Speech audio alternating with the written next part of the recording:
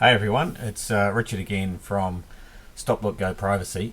In this video I thought I'd give you a quick demo of how the privacy statement builder works. So I'll take you through the process of my creating the privacy statement for StopLookGo Privacy with this tool, and you will see how easy it is to pump out a fully fledged privacy statement pretty quickly. Right, so let's get started.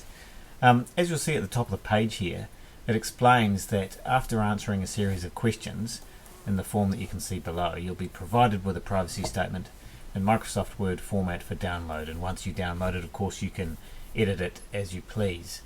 So let's get started with the form itself.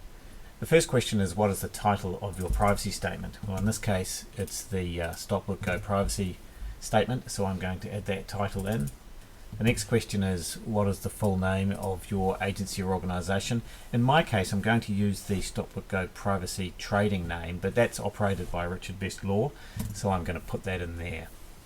I'm building this privacy statement for a website, so I'll click website in the next question, which is whether you're building a privacy statement for a website or something else.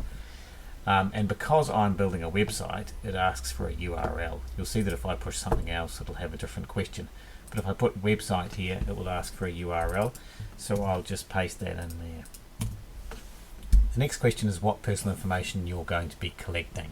You need to specify the different types of personal information.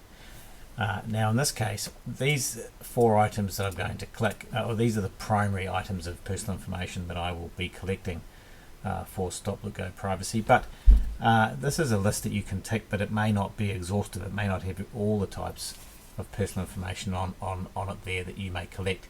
So there's this next question, do you collect any other kinds of personal information? And in my case, yes, I do. So I'm going to add some text here into this free text field that explains what that is. I've already typed this out, so I'm just going to paste that in there. The next question is, describe all the purposes for which you collect the personal information. This is obviously a very important question. It's very important that you think about the purposes for which you're going to be collecting the information, and you explain that fully to the people from whom you will be collecting it. So again, I've already typed that out beforehand. I've just pasted it in there. The next question is, describe who will hold the information. In this case, we will be holding it. You don't have to state that agents or service providers like web hosts, for example, you don't have to specify them as well, but it can be helpful to mention who else will be processing information for you, really for transparency reasons. So I'm going to explain here that the information will also be held by the hosting provider we use, which is WP Engine, and they are running their platform in this instance on Amazon Web Services in Australia. So I'm going to state that. I think it's helpful to state that. People often like to know where their data will be held, even if it's being processed by the likes of a web host. The next question is your collection of personal information authorized or required by a specific law? In my case, no, that's not the case. I don't have any statutory power to collect this, so I've answered no. Next question is, well, what are the consequences for people if they don't provide the information that you're asking for? I'll just place that there. In this case, if people don't provide the information we ask for, we won't be able to create an account for them, and they won't be able to use the services for which you need an account. Next question is, who will be receiving the information? Again, I have a pre-prepared answer for that, so I've just typed it in. Next question is, will or may your agency share the personal information with any other agency or organisation? Now in my case, the answer is no. If the answer were yes to that question, then you'd need to explain who that would be. In my case, however, it's no. Statistical information is the next question. You don't have to talk about statistical information in a privacy statement, not under the Privacy Act anyway. If you're preparing a privacy statement for a Department of the Crown, by contrast, the Web Usability Standard does require you to talk about statistical information. I like to talk about this anyway, so I'm going to say yes. There is a standard statement about statistical information that's suggested, and in my case that works fairly well, so I'm just going to take that as read. The next question, or the next section, is about your use of cookies, and do you want to add a statement explaining the cookies your site generates and why?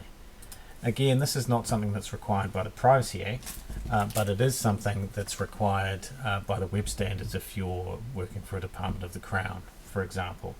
Even though you're not required, if you're a private sector business, for example, even though you're not required to say something about cookies, sometimes businesses like to do that. And for the purposes of my statement, I've decided to include a cookie statement. Again, I have that pre-prepared, so I've just typed it in. The next question relates to security of information.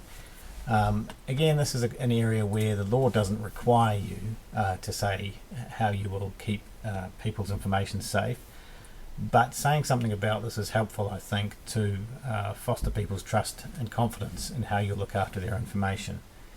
Now, in my case, I'm going to explain this in some detail in a separate security page that's being prepared. So I've put a fairly brief statement here that's going to cross-refer to that security page. Turning now to the retention and disposal of personal information, the question here is whether you wish to include a statement about how long you will keep the personal information for. Now again, the law doesn't require a statement about this, but telling people may increase the level of trust and confidence that they have in you. So I will include a statement to that effect. I'm just going to paste in a pre-prepared answer I already have. And finally, the last question concerns the rights of access and correction that people have under the Privacy Act. As you probably know, people have a right to request the personal information that you hold about them, and they have a right to request correction of the information that you hold. This question then is really asking about how they go about that. Who do they contact if they wish to exercise these rights? So I'm just going to paste over the placeholder text there with the relevant details for StopLookGo Privacy, and that's it. Now we push the submit button, and that will take us to a screen where we can download our fully drafted privacy statement. So we download that, open it up in Word, and there it is. So that's a fully fledged privacy statement based on the answers that you've provided.